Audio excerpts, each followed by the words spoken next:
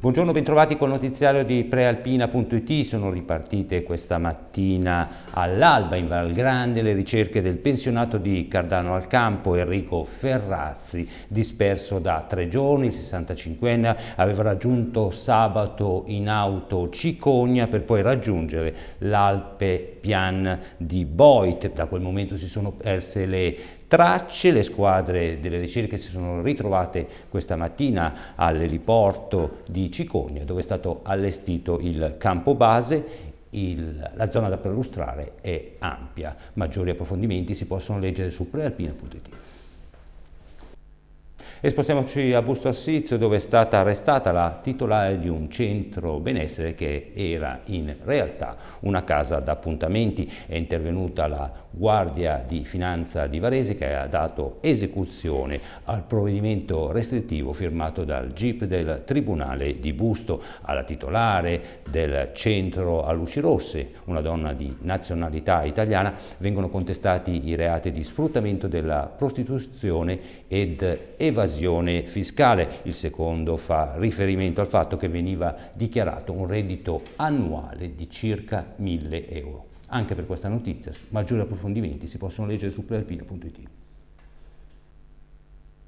E adesso a Caronno Varesino, dove una donna, al culmine di un diverbio, ha ferito gravemente il convivente di 5 anni più grande, provocandogli ustioni di secondo grado al collo e al torace. L'uomo non è in pericolo di vita, ma è stato ricoverato in ospedale.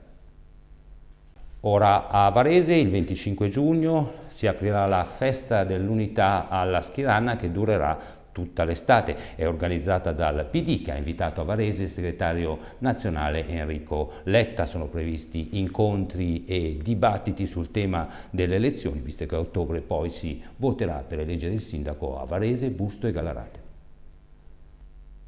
Spostiamoci a Parabiago, dove torna la manifestazione Donne in Canto. Vediamo il servizio curato da Silvia Colombo. Le immagini sono di Walter Todaro.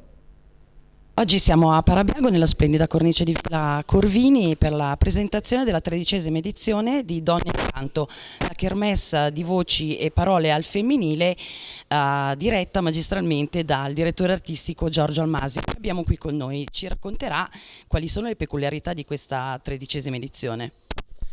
È un'edizione che sarà molto calda, perché dall'Europa, a cui era dedicato il festival dell'anno scorso, scendiamo a sud verso il Mediterraneo, incontriamo 2 personaggi incredibili, Rosa Balistreri e Ria Rosa, a cui verrà dedicato questa 13ª edizione. Il tema generale diffuso sarà quindi il sud e il Mediterraneo, e tutto questo sarà aperto da madrina d'eccezione Marisa Laurito il 25 di giugno a Parabiago.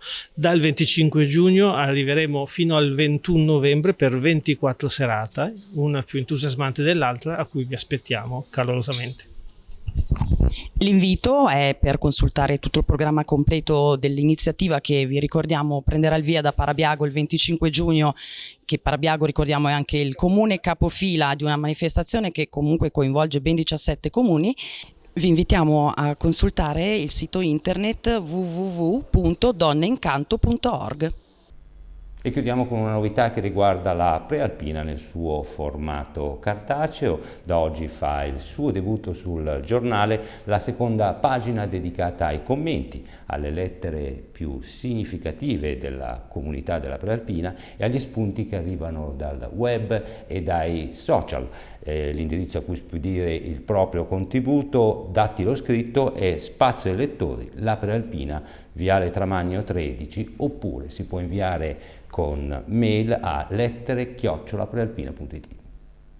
E con questo è tutto, vi diamo appuntamento al notiziario di stasera alle ore 19. Una buona giornata.